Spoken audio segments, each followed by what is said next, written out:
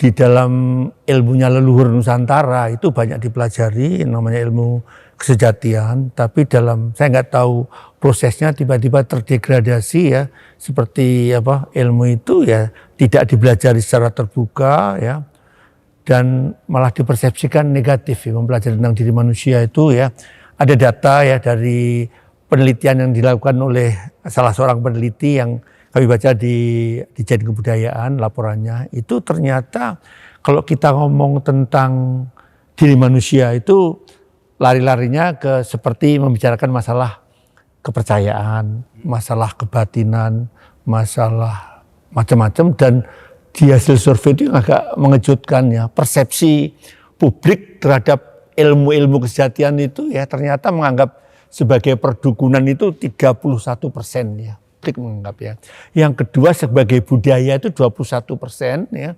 Sebagai ilmu goib 11%, aliran sesat 15%, dan yang lain-lain itu yang cenderung negatif semua. Jadi ini yang hasil penelitian. Jadi sebetulnya lebih banyak negatif, yang positif pun cuma budaya aja kan ya, 21%. Nah, ketika orang mau mempelajari, belum sudah divonis kamu anti agama, kamu ini kebatian, ini kejawen, ini segala macamnya. Nah, orang akhirnya mempelajarinya mungkin secara diam-diam. Nah, padahal ini kan kita memerlukan pembelajaran. Nah, makanya kami mencoba ya.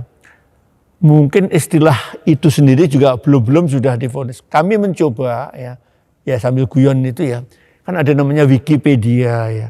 Ada toko aja namanya Tokopedia. Mungkin banyak pedia yang lain yang artinya sebenarnya pengetahuan pedia itu. Nah, kalau tentang diri manusia itu kita sebut pedianya gitu ya. Kami menyebutnya sebagai diripedia. Mengapa di Nusantara, di Jawa khususnya, yang dulunya itu mereka intens ya. Sejak dari kecil itu diajak menghayati itu. Tapi kelihatannya kok tergerus ya di lingkungan masyarakat itu. Dan ini kan pikiran-pikiran Mas Lulu, Mas Dar itu kan kayak melawan mainstream gitu. Gimana kira-kira? Betul sekali Prof. Jadi saya kira kalau kita sudah banyak baca ya, ilmu leluhur kita itu memang tinggi ya. Kok tergerus tadi atau terdegradasi ya. Bukan tidak mungkin itu ada namanya dekulturisasi oleh quote-unquote penjajah ataupun mungkin orang-orang yang tidak senang bahwa bangsa ini akan menjadi bangsa yang besar lah. Itu kan sudah terjadi ya, sudah kita tidak perlu meratap. Itu kita melihat keadaan sekarang, dan saya selalu pakai ini. Mulailah dari apa yang kepegang di tangan ya, kita ini alhamdulillah masih eksis semua dan masih punya kemampuan untuk menyumbangkan sesuatu ya. Nah, ya kita mulai dari situ, karena kalau kita hanya diskusi saja, ibaratnya kita tuh hanya akan kayak mengecat langit ya. Jadi udah saya belajar sedikit tadi, bukan menciptakan diripedia Prof. Jadi saya lebih tepat menggali ya, seperti Bung Karno dulu menggali nilai-nilai yang ada itu dalam Pancasila. Saya kecil-kecilannya aja. Jadi ilmu-ilmu kesejatian itu sebetulnya sudah banyak ada. Kami mencoba menggali itu, merumuskan menjadi diripedia.